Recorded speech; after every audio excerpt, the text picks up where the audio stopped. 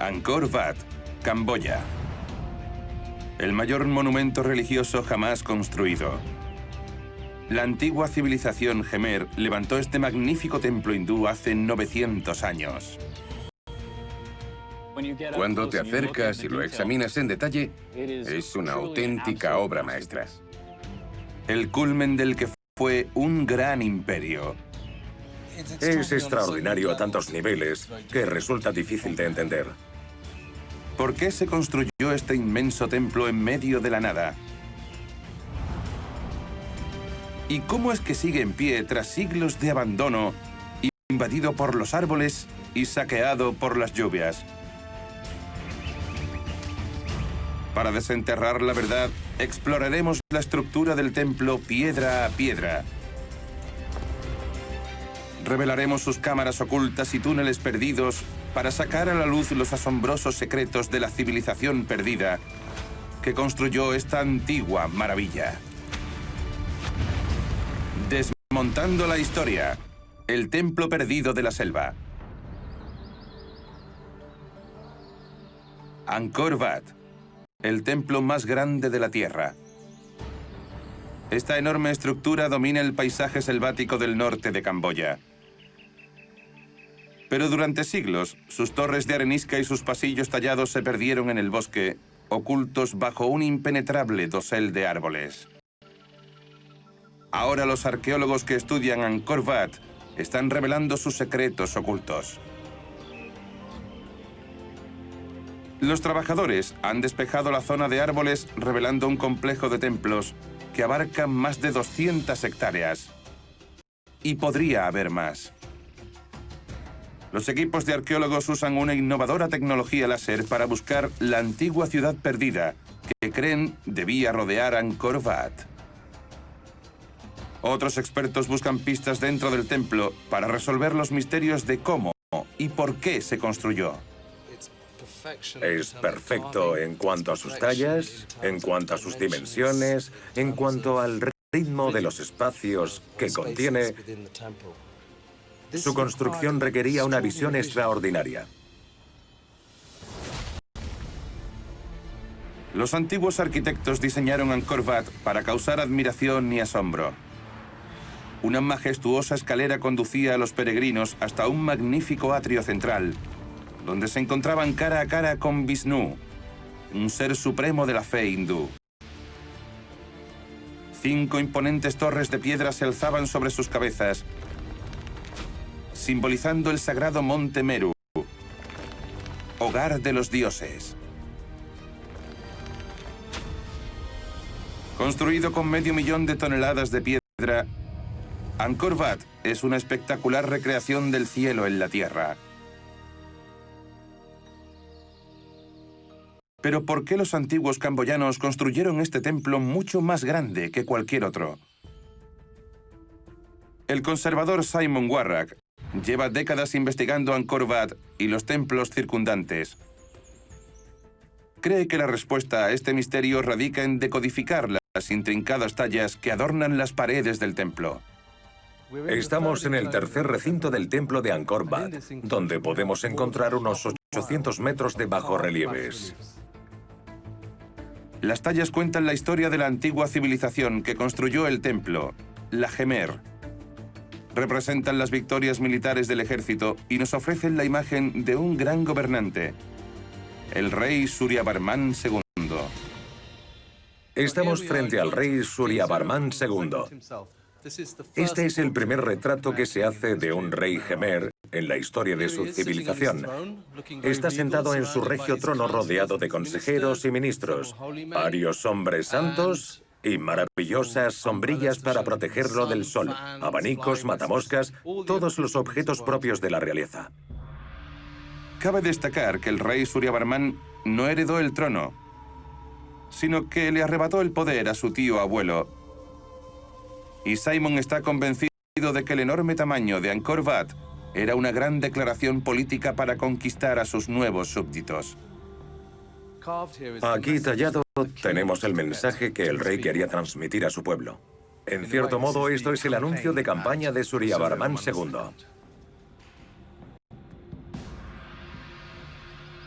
Surya Varman no solo quería ser visto como el rey legítimo, quería ser reverenciado como un dios.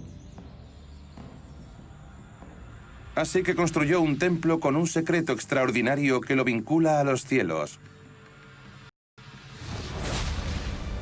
Cada año, en el equinoccio de primavera, el sol se eleva directamente sobre la torre central. Y un agujero en el coronamiento deja pasar un rayo de luz al templo. Brilla a través de otro agujero inferior y desciende por un pozo de 27 metros hasta una cámara subterránea. Algunos expertos creen que Surya Varman diseñó esta bóveda secreta para albergar sus restos mortales. Si tienen razón, Angkor Wat no es solo un templo, sino una máquina espiritual para elevar al Rey Dios a su trono celestial. Pero esta idea crea otro gran misterio. Si Angkor Wat fue diseñado para ser la tumba de Surya Varman, tuvo que ser construido y decorado a tiempo para su muerte. El reinado de Surya Varman II duró 32 años. Es un tiempo muy corto para construir el mayor edificio religioso de piedra del mundo. Las grandes catedrales europeas construidas en la misma época tardaron siglos en completarse. Y solo suponen una fracción del tamaño de Angkor Wat. Entonces, ¿cómo lograron los ingenieros jemeres construir este espectacular edificio en tan poco tiempo?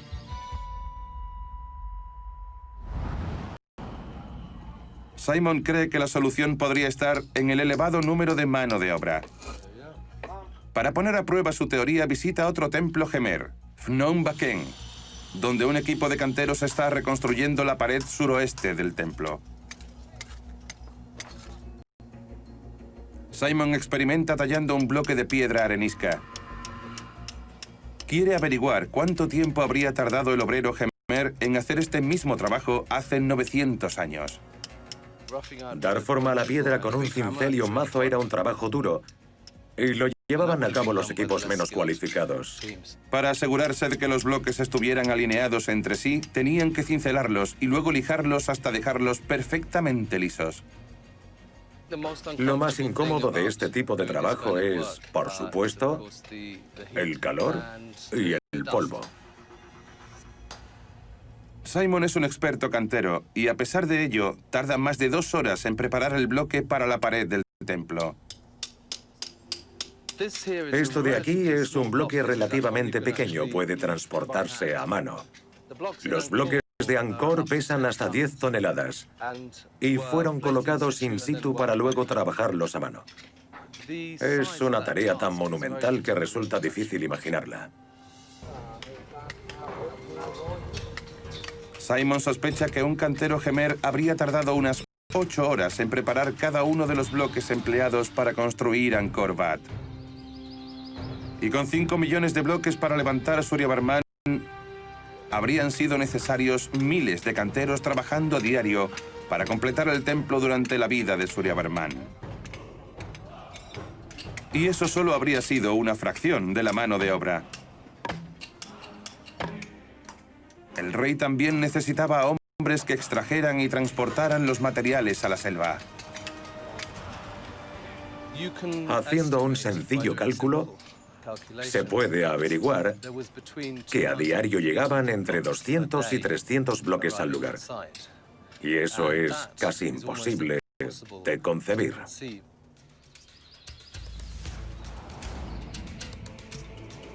Angkor Wat se encuentra en medio de la selva. La piedra arenisca más cercana se encuentra en las montañas de Kulen, a 40 kilómetros al este.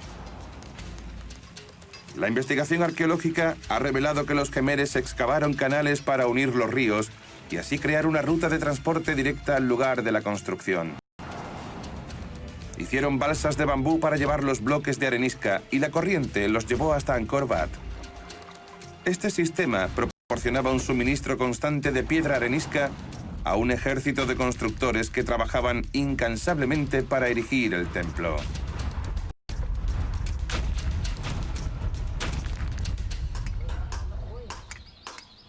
Podemos imaginar el flujo casi constante de piedras, desde la cantera hasta el lugar de la construcción en su apogeo. Es una imagen que me habría encantado ver. Construir un templo de proporciones tan épicas en tan pocos años debió requerir cientos de miles de trabajadores. Quizá la mayor cuadrilla de construcción creada en el mundo preindustrial. El tamaño del equipo debía ser extraordinario, realmente enorme. Eso muestra una capacidad de organización característica de una civilización muy grande. Con la fuerza de un gran número, el rey Suryavarman logró su extraordinaria visión y el coronamiento de Angkor Wat pudo ser colocado antes de su muerte. Pero este hecho sorprendente presenta otro misterio. Si se necesitaba toda esa mano de obra para construir el templo, ¿dónde vivían todos? Hoy en día, el templo parece una isla en un mar de selva. Pero ¿podrán las nuevas tecnologías revelar el secreto mejor guardado de Angkor Wat?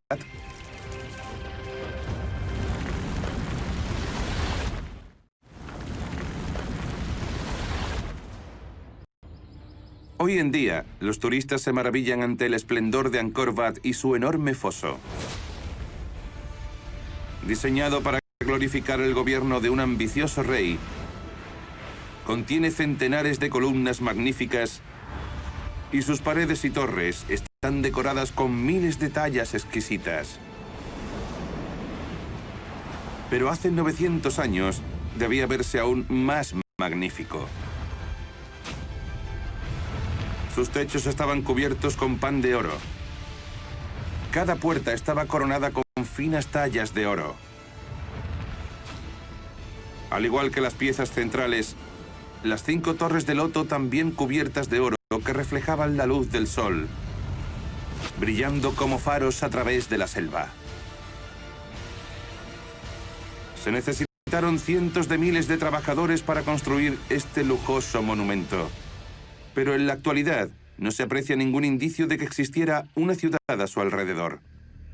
Así que, ¿dónde vivían estas personas? Es un misterio, porque la selva se ha tragado casi cualquier rastro de asentamientos periféricos. Es muy interesante para nosotros saber dónde y cómo vivía aquella gente y cómo se organizó el espacio. El arqueólogo Jean-Baptiste Chevans busca los restos de esta Atlántida de 900 años de antigüedad. Hoy examina los resultados de una innovadora tecnología cartográfica llamada LIDAR. Un LIDAR es un dispositivo volador que mide distancias mediante un láser.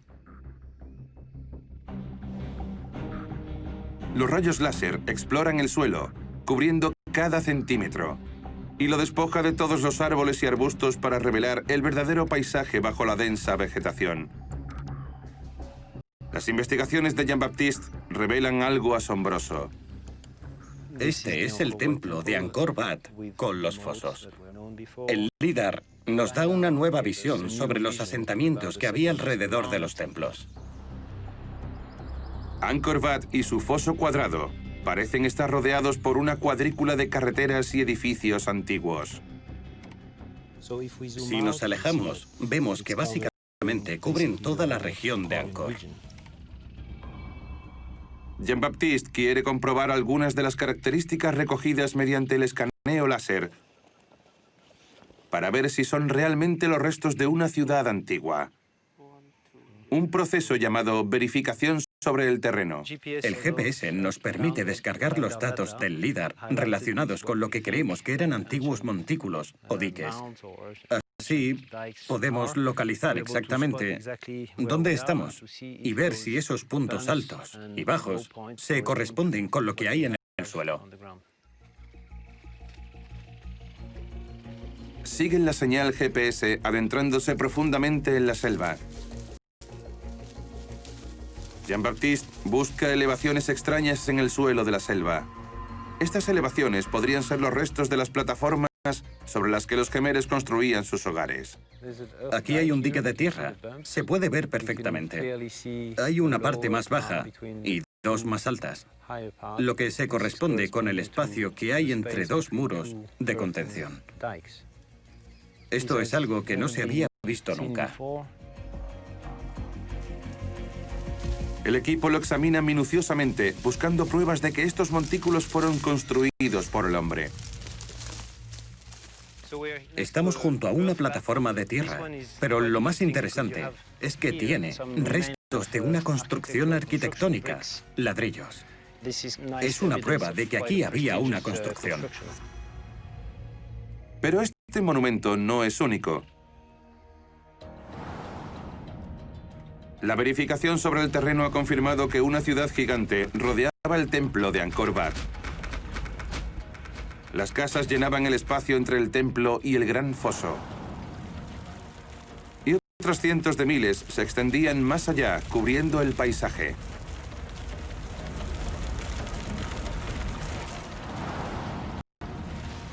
Los jemeres excavaron anchos canales entre estas agrupaciones de casas, creando una compleja red de transporte.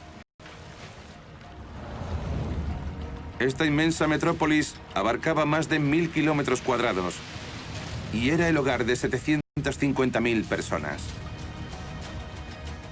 Angkor Wat no era solo un templo, era el centro de una megaciudad, una de las más grandes del mundo. Pero los gobernantes jemeres estaban decididos a crear un imperio. Simon Warrack explora las antiguas comunidades que aún viven en las colinas que rodean Angkor Wat. Busca el material misterioso que cree que condujo a los jemeres a la grandeza. Estamos con un herrero que está fabricando una herramienta ampliamente representada en los bajorrelieves de Angkor que son del siglo XI. Esto es idéntico. Son las mismas herramientas que hacían sus antepasados hace 1000 años. Estas herramientas se forjan de hierro, un metal muy difícil de encontrar en esta parte del mundo. Es una gran obra de arte e increíblemente afilada.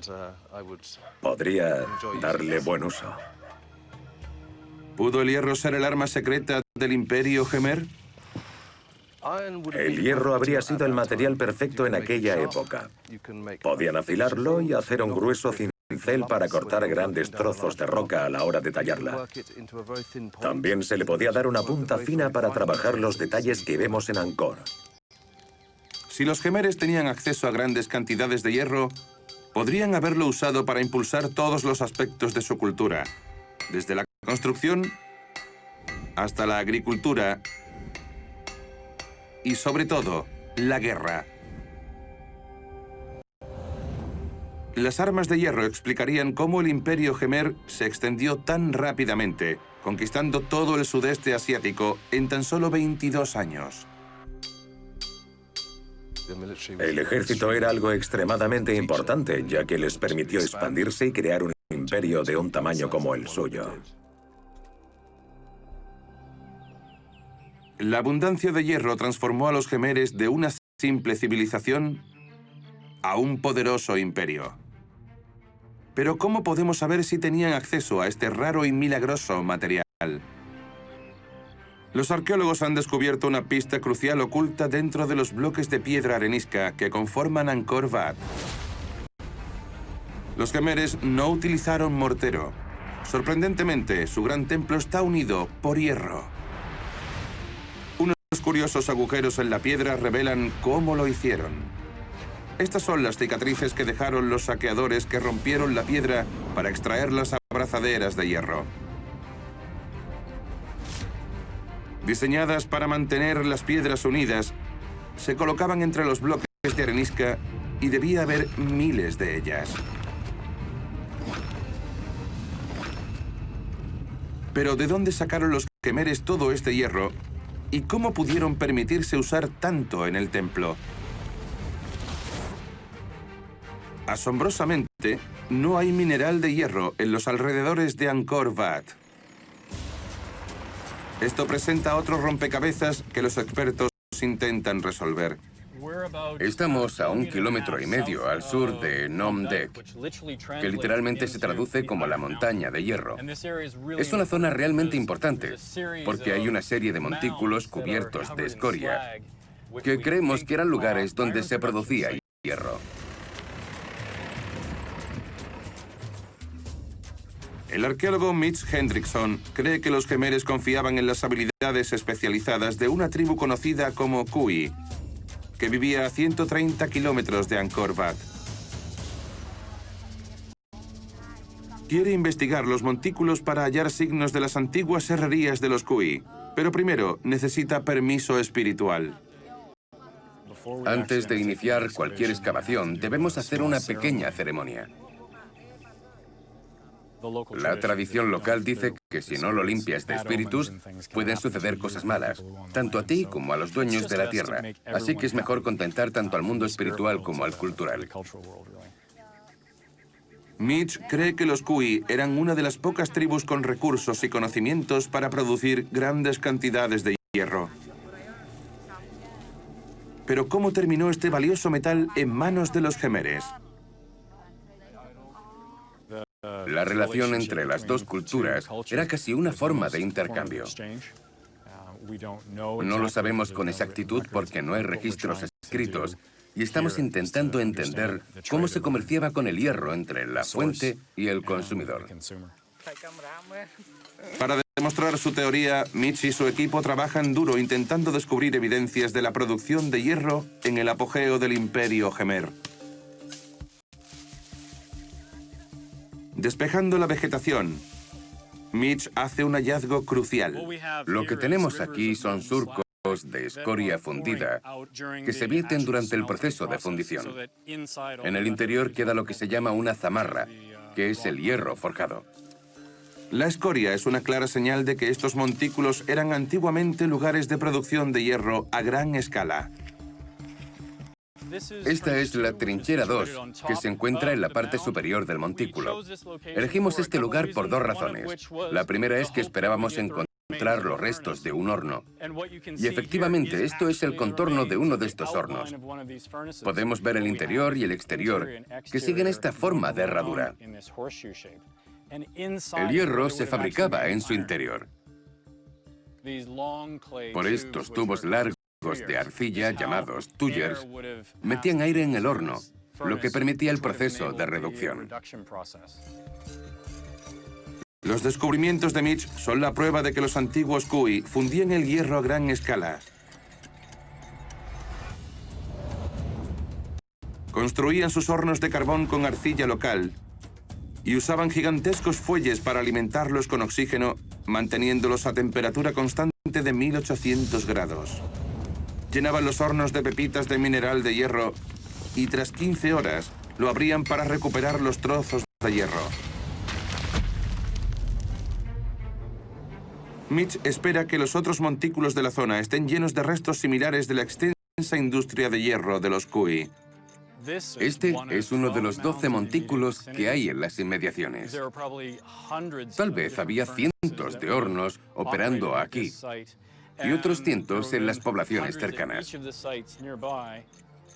Se produjo un auténtico boom en la producción de hierro que parece correlacionarse con la del periodo en el que Angkor comenzaba a afianzarse en el territorio. El acceso al hierro transformó a los Jemeres en un imperio constructor y bélico. En el siglo XIII, todo el sudeste asiático rendía tributo al rey Jemer. Angkor Wat, con su tamaño y grandeza, era el símbolo supremo de la grandeza del imperio.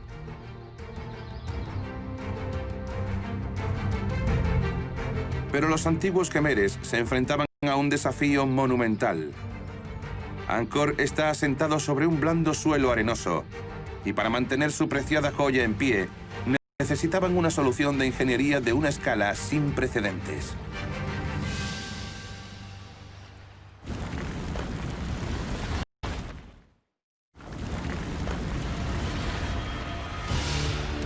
Angkor Wat es la estructura religiosa más grande del mundo. Tiene 65 metros de alto. Contiene más de 5 millones de bloques de arenisca y pesa más de 500.000 de toneladas. Este extraordinario edificio desafía todos los conocimientos de ingeniería. No tiene los cimientos convencionales, pero a pesar de eso, Angkor Wat ha sobrevivido a la civilización que lo construyó. Entonces, ¿qué impide que esta colosal estructura se hunda en el blando suelo de la selva?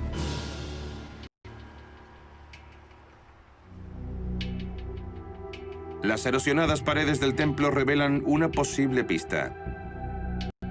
Donde los bloques de piedra arenisca se han caído, un misterioso tipo de roca ha quedado expuesta. Esta piedra rojiza está llena de bolsas de aire y se llama laterita. ¿Podría esta extraña roca con aspecto de panal de abeja ser la razón por la que Angkor Wat se mantiene aún en pie? Los arqueólogos han revelado que la base del templo es un monte de tierra compacta, cubierto con bloques de laterita y una fina capa de pavimento de piedra arenisca. Los jemeres utilizaron enormes bloques de laterita para construir el núcleo interno del templo. Y de nuevo lo cubrieron con piedra arenisca, en esta ocasión tallando y puliendo la fachada para ocultar las juntas. Aunque bien escondido, Angkor Wat tiene el corazón de laterita, de aspecto parecido a una esponja. ¿Pero qué evita su hundimiento?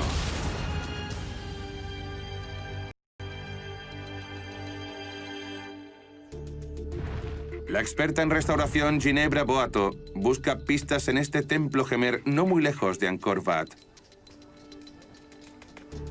Al desmantelarlo y reconstruirlo, los restauradores han revelado secretos ocultos sobre la inteligente ingeniería jemer. Estamos en la esquina sureste del templo de Phom Baken. Es una zona en la que hemos observado una gran pérdida de los cimientos originales. El equipo de Ginebra está restaurando las muchas capas de laterita y arenisca del edificio.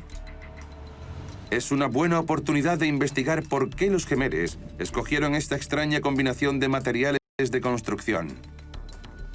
Para reparar el templo, debe retirar cada bloque de piedra. Es un minucioso trabajo. Es como un rompecabezas.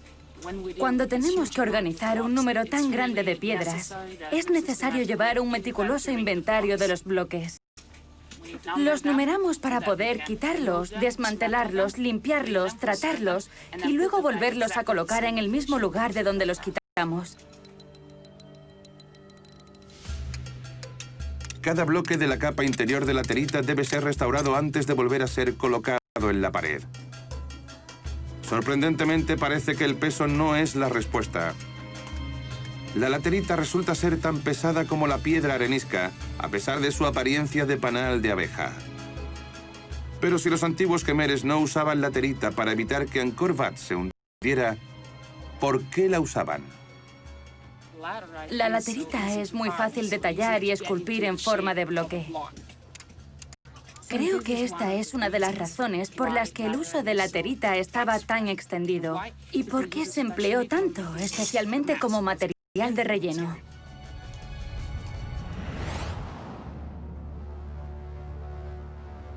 Los canteros jemeres podían tallar rápidamente laterita en forma de bloques que necesitaban para la capa interna de Angkor Wat.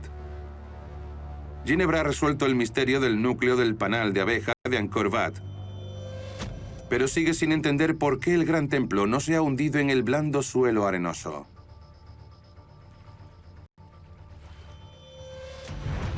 Po Han cree tener la respuesta. Está convencido de que el foso que rodea el templo desempeña un papel crucial.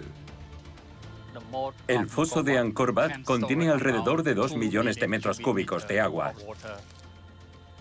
Se trata de un enorme sistema de ingeniería acuática que construyeron para sostener el templo. Los ingenieros jemeres excavaron un enorme foso que medía casi 8 kilómetros de circunferencia y 198 metros de diámetro. ¿Cómo puede esta masa de agua sostener al templo? Po cree que la arena seca bajo Angkor Wat no puede sostener el templo en pie.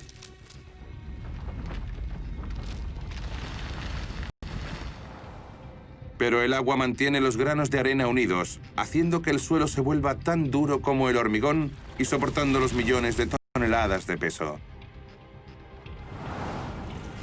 Cavando un foso enorme alrededor del templo, los ingenieros gemeres crearon un gran depósito con capacidad para millones de litros de agua de lluvia. Cuando cesaban las lluvias, el agua del foso se filtraba al suelo circundante, fortaleciéndolo e impidiendo que el templo se derrumbara. Los gemeres utilizaron esta técnica brillante para sostener muchos de sus templos. Desde el lateral se puede ver que el foso de Angkor Wat es muy grande y profundo. Pero hay otros pequeños templos con fosos más pequeños y superficiales. Eso significa que hicieron los cálculos necesarios para equilibrar el peso del templo con el agua que tenían que suministrar a la capa de arena subterránea. El foso es proporcional al templo. Este ingenioso sistema ha mantenido estos templos gigantes en vertical a lo largo de los siglos, incluso sin cimientos.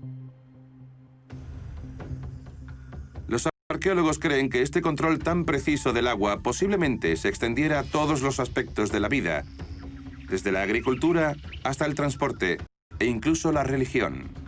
Pero ¿cómo lo lograban en una tierra azotada por la sequía durante 6 meses del año?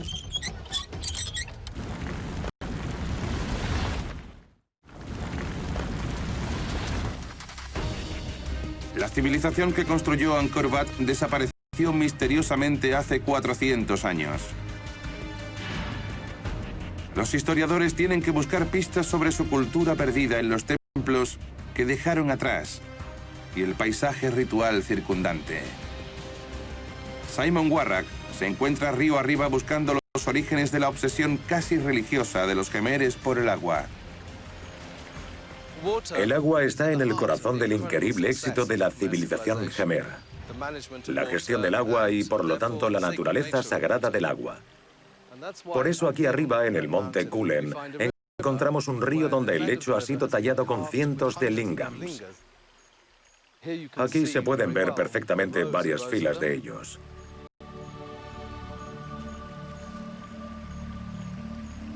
Los lingams miden unos 25 centímetros cuadrados y están dispuestos en una rejilla perfecta. Estos precisos patrones fueron esculpidos en el lecho del río de piedra arenisca hace más de 1000 años y tenían un importante propósito espiritual. En el centro se ve un linga redondo enmarcado en un cuadrado. Y a un lado está el yoni, que apunta hacia el norte, por donde simbólicamente se habría salido del río. El linga es el símbolo masculino y el yoni es el símbolo femenino. Juntos producen fertilidad. Así, la fertilidad queda imbuida en el agua que fluye río abajo hacia la civilización de Angkor. Simon cree que estas tallas sagradas son más antiguas que el templo de Angkor Wat.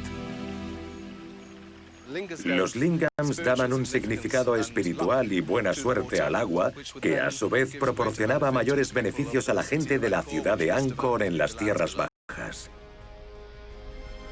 La teoría de Simon es que los gemeres eligieron un sitio bajo para su templo porque esta fuente especial de agua fluía hacia allí.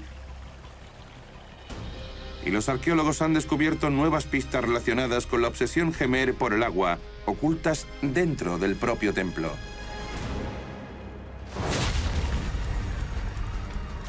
Angkor Wat es un ejemplo de ingeniería hidráulica. Las tejas fueron dispuestas en pendiente para que el agua de lluvia bajase rápidamente y las paredes de piedra arenisca ocultan un elaborado sistema de drenaje. Decenas de agujeros y túneles tallados en la estructura del templo.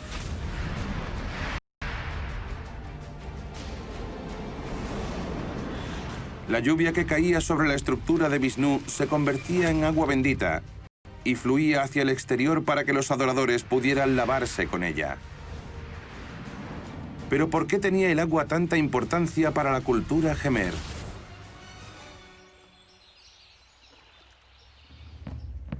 El ingeniero Pohan cree haber encontrado una pista en el estilo de sus antiguas viviendas, diseñadas para hacer frente a las inundaciones durante la temporada del monzón. El paisaje de esta zona es completamente diferente durante la estación seca y la estación húmeda, porque el nivel del agua cambia. En la temporada seca es tierra normal, pero en la temporada de lluvias parece un océano. Los antiguos quemeres se enfrentaban a un desafío increíble: alimentar a la creciente población frente a niveles de agua tan diferentes. Pero poniendo el control de este recurso a la vanguardia de su civilización, lograron crear las condiciones perfectas para el cultivo de su producto básico más importante todo el año. En Jemer decimos jobai. Bai significa arroz, comer arroz. En Jemer desayunar se dice jobai pruk. Almuerzo se dice jobai gaitran. Y cena se dice jobai inye. Siempre se repite comer arroz. Para el pueblo Jemer, el arroz era esencial. Sin arroz no podían sobrevivir. Pero para cultivar arroz son necesarios unos precisos niveles de agua. El nivel del agua es muy importante para el arroz, porque es una planta que necesita mucha agua alrededor. El mínimo de agua de un campo de arroz es de unos 5 centímetros. Con menos agua se estropearía. Con la sequía asolando la tierra durante 6 meses al año, los jemeres tuvieron que encontrar la forma de mantener sus cultivos de arroz sumergidos a lo largo de las estaciones. Po busca los restos de su ingeniosa solución de ingeniería. Tenían pequeños diques alrededor de los campos de arroz para controlar el nivel de agua y asegurarse así las condiciones perfectas para el cultivo. Para mantener un flujo constante de agua, los ingenieros quemeres necesitaban una forma de contener y almacenar el agua procedente de las lluvias monzónicas. Y para ello excavaron inmensos embalses. El más grande de ellos se llama Barai Occidental y sigue en uso hoy en día. Durante el monzón, este enorme embalse se llena de agua y en periodos de sequía, los agricultores abren las puertas de gigantescas esclusas para desviar el agua a sus campos.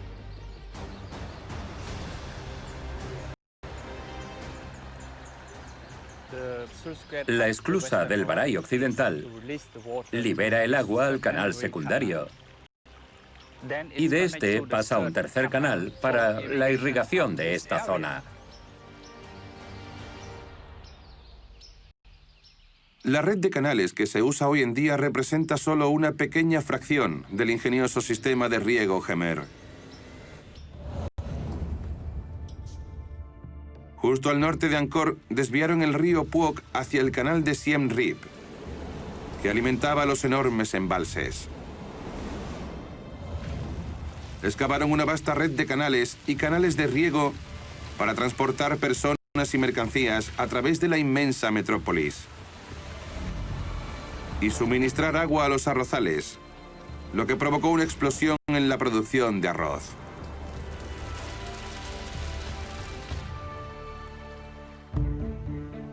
La mayor parte del país solo tenía una cosecha anual, pero los innovadores agricultores de Angkor Wat cultivaban constantemente. En el Barai Occidental seguimos teniendo 3 cosechas de arroz por año.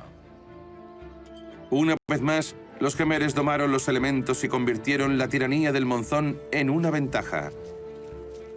Su ingeniería les permitía alimentar a la vasta población necesaria para apoyar la expansión de su imperio.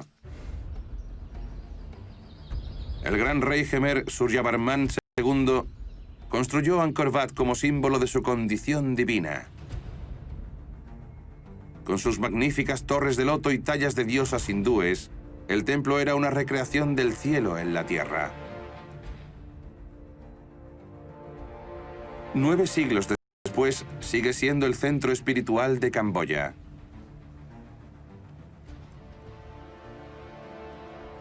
Cuando el templo fue construido, era y sigue siendo actualmente el corazón del pueblo Jemer. Todo camboyano de cualquier parte del mundo sueña con visitar este lugar una vez en su vida. Hoy los monjes budistas usan el templo como retiro. Vienen aquí a rezar y a meditar. Pero la vasta ciudad que una vez rodeó Angkor Wat ha desaparecido. ¿Qué causó el colapso repentino de este gran imperio? Simon Warrack se encuentra en el canal de Siem Reap, justo al norte de Angkor, en busca de pistas sobre la caída del imperio. Está convencido de que el ataque de una potencia extranjera es la respuesta más probable. Pero ¿cómo pudieron estos invasores superar al temible ejército de Angkor? Teniendo en cuenta que se trataba de un imperio tan grande que se extendía por todo el sudeste asiático, tuvo que haber más factores en juego. Simon sospecha que una catástrofe ambiental pudo haber debilitado los recursos del ejército Khmer. Y ha venido en busca de pruebas que apoyen su teoría. Este puente, aquí, está hecho con muchas piedras del templo. Podemos ver partes de una bóveda, tallas, así que debieron construirlo a finales de periodo angkoriano. Pero la evidencia de lo que sucedió no se halla tanto en las piezas de la estructura como en su base. Simon cree que la ubicación de este puente es la clave de la misteriosa desaparición del imperio Khmer. Obviamente la base estaría en el fondo del río en el momento de su construcción. Sin embargo, hoy en día está mucho más abajo. Así que se ha producido un cambio radical entre finales de la época angkoriana y la actualidad. El cauce del río ha descendido alrededor de 4,5 metros. Esto demuestra que algo falla. Puede ser un cambio producido por la erosión del río o por un fallo en los sistemas de agua. El Siem Reap era una fuente crucial de agua para el riego y los khmeres hicieron grandes esfuerzos para gestionarlo. El agua se controlaba en beneficio de la ciudad mediante el uso de esclusas y presas. Todo estaba bajo control. Pero con el tiempo, la erosión desgastó los lechos de los ríos y los niveles de agua bajaron. Los granjeros khmeres comenzaron a tener problemas para desviar la preciada agua a sus campos. El fallido sistema de riego provocó escasez de alimentos y debilitó al reino. Los khmeres ya no eran lo suficientemente fuertes como para defenderse. Finalmente, el reino siamés de Ayutthaya sitió Angkor en 1431 y derribó la ciudad. El gran imperio Khmer y sus magníficos templos se perdieron en la selva.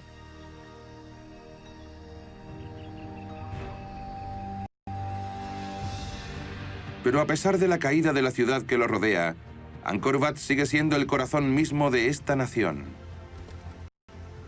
Este templo aparece en la bandera nacional. En el dinero, es un símbolo importante para el pueblo camboyano. Angkor Wat es un testimonio de los increíbles logros de una gran civilización que dominó los elementos. Supo aprovechar el poder del monzón. Construyó a una escala inimaginable con increíbles obras maestras de ingeniería. Y adquirió una riqueza extraordinaria, dejando como legado un monumento inspirador.